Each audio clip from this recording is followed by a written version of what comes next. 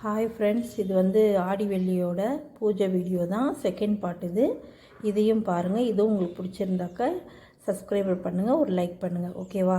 வீடியோவை கண்டினியூ பண்ணுங்கள். போய் வேப்பலை உடச்சிட்டு வர போகிறேன் ஃப்ரெண்ட்ஸ். அங்கே மாடு இருக்குது. காலையிலே சுட்டு வச்சுட்டேன் சப்பாத்தி ஒரு 3. பாருங்கள், கொஞ்சம் வெல்லமும் சப்பாத்தியும் மாட்டுக்கு கொடுக்கணும். பூ போட்டிருந்தோம் இல்லையா, மாலை போட்டிருந்தோம் இல்லையா முருகருக்கு, அதையும் கழட்டி எடுத்து ஒரு கவரில் போட்டு வச்சுருக்கேன். இப்போ போயிட்டு மாட்டுக்கு அது கொடுத்துட்டு அந்த மாலையும் மாட்டுக்கு கொடுத்துடலாம். ஏன்னா காலில் படக்கூடாது, கால் படாத இடத்துல தான் போடணும். அதனால் மாட்டுக்கு கொடுத்து அதை சாப்பிட்ரும். இருங்க, கொடுக்கும்போது நான் காமிக்கிறேன். பாருங்கள், எங்கள் பையன் மாங்காய் இலை உடைக்கிறான். மாங்காய் இலை கொஞ்சம் உடச்சிக்கிட்டு வேப்பிலை கொஞ்சம் உடச்சிக்கிட்டு வீட்டுக்கு போகிறோம். ஹாய் ஃப்ரெண்ட்ஸ், பாருங்கள் எல்லாம் ரெடி பண்ணி வச்சுட்டேன். இன்னும் 1 மணி ஆகலை. இதெல்லாம் ரெடி பண்ணுறதுக்கு எனக்கு இவ்வளோ டைம் ஆகுது. நம்ம அவசர அவசரமாக செய்கிறத விட நம்ம பொறுமையாக நிதானமாக 1 மணிக்கு செஞ்சால் கூட போதும். திருப்பி சாயந்தரமும் நம்ம விளக்கு வைக்க போகிறோம். பாருங்கள், பிரசாதம் வந்து பொங்கலும் வாழைப்பழம், ஆப்பிள், மாதுளம் பழம் வச்சுருக்கேன், தேங்காய் வச்சுருக்கேன். எப்பயும் போல் ஆஸ் யூஷுவல் பாதாம், பிஸ்தா, முந்திரி, திராட்சை எல்லாம் வச்சுருக்கிறேன். இப்போ விளக்கு வைக்கணும். விளக்கு வச்சுட்டு தான் சாப்பிட போகிறேன். நான் நேற்று மத்தியானம் சாப்பிட்டது ஃப்ரெண்ட்ஸ். இதுக்கு அப்புறம் விளக்கு வச்சுட்டு தான் நான் சாப்பிடணும். இவ்வளோ நேரம் இருந்துட்டோம், இன்னும் கொஞ்சம் நேரம் இருக்க முடியாது. எப்பயும் வாரம் இருக்கிறது தான் இது. அதனால் எனக்கு ஒன்றும் அவ்வளோவா தெரியல.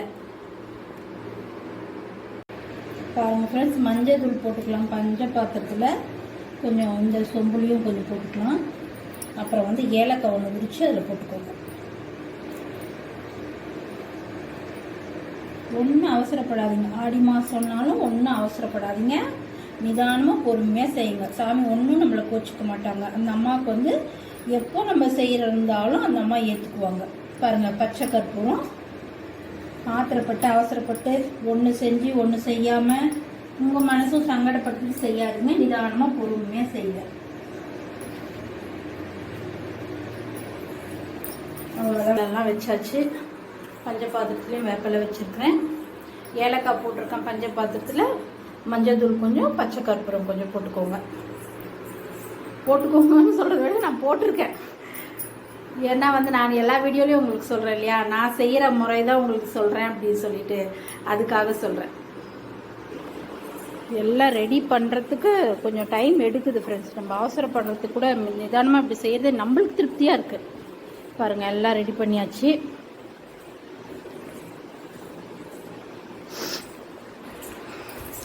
இப்போ பாருங்கள், வெளியே வந்து நான் வேப்பிலையும் மாயிலையும் சேர்த்து தோரணம் கட்டி போட்டிருக்கேன். பாருங்கள், வாசலை நான் எப்பயும் இப்படி தான் அலங்காரம் பண்ணுவேன். வெறும் நான் அரிசி மாவில் தான் ஃப்ரெண்ட்ஸ் போடுவேன் கோலம். நான் முகதூரில் போடவே மாட்டேன், சாக் பீஸ்லேயும் போட மாட்டேன். எப்பயுமே நான் வந்து அரிசி மாவில் தான் கோலம் போடுவேன். பாருங்கள், இது ஒரு வாரம் ஆனால் கூட ஒன்றுமே ஆகாது. நம்மளாக கழிச்சா தான் கழியும். அதனால் நீங்களும் அப்படி ட்ரை பண்ணி பாருங்கள். அதுக்காக ரொம்ப மெனக்கட்டணும்னு நினைக்காதீங்க. கடையில் விற்கிற அரிசி மாவையே வாங்கி கொஞ்சம் தண்ணியில் கலந்து போட்டிங்கனாலே போதும். ஓகேவா? இருங்க, எதுவுமே நம்ம மன திருப்தி தான் ஃப்ரெண்ட்ஸ். நம்ம அவசரப்படுறது, ஆத்திரப்படுறது அதெல்லாம் வேண்டாம். ஒருத்தர் அதை செஞ்சிட்டாங்களே நம்மளும் இது செஞ்சாகணுமே அப்படின்னெல்லாம் நினைக்காதீங்க.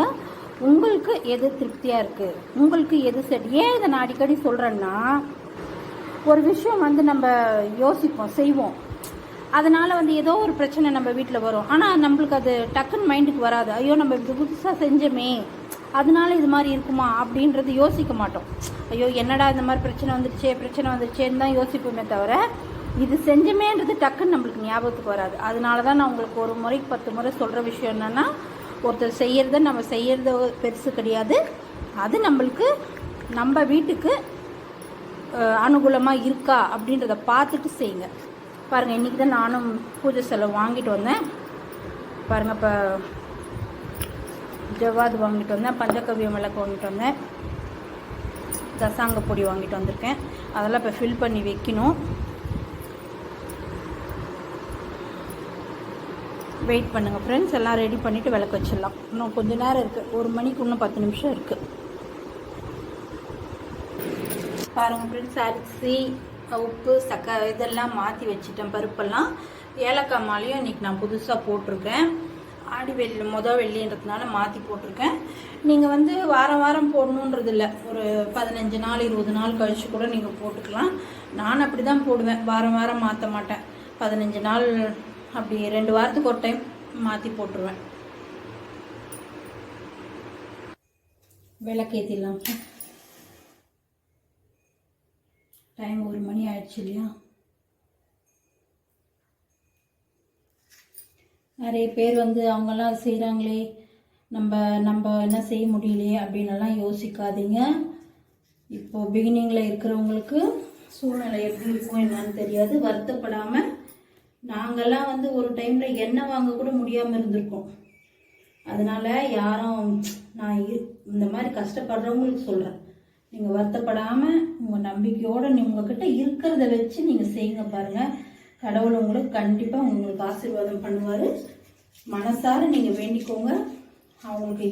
உங்களுக்கு எந்த டைமில் கொடுக்கணுமோ அது கட்டாயம் கடவுள் கொடுப்பார். உங்கள் நம்பிக்கை மட்டும்தான் ரொம்ப முக்கியம். ஐயோ எங்களுக்கு கொடுக்கலையே, நாங்கள் என்ன பண்ணுறது, நாங்கள் செய்ய முடியலையே அப்படின்னலாம் வருத்தப்படாதீங்க.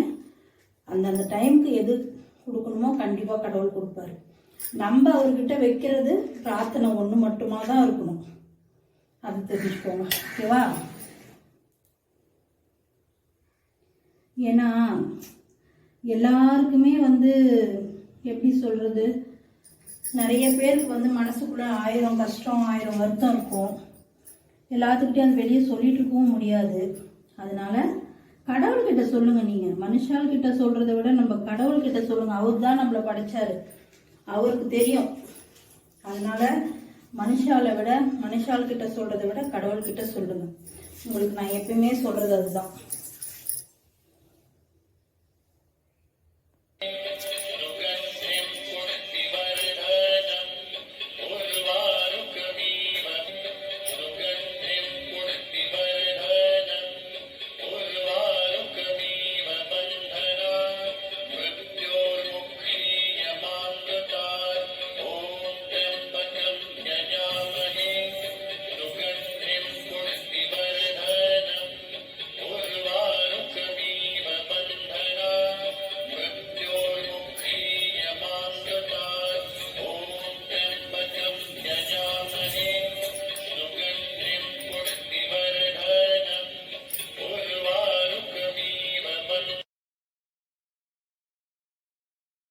பாருங்கள் ஃப்ரெண்ட்ஸ், நான் இப்படி தான் தீபாரதனை காட்டுவேன். கற்பூரம் நான் காட்ட மாட்டேன்.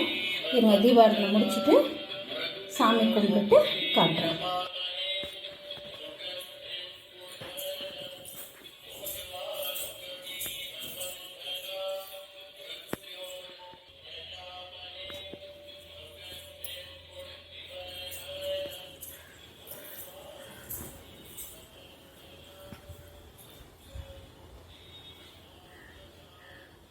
அவ்வளோதான் ஃப்ரெண்ட்ஸ், என் பூஜை முடிஞ்சிச்சு. இன்னும் சாயந்தரம் விளக்கு வைக்கணும்.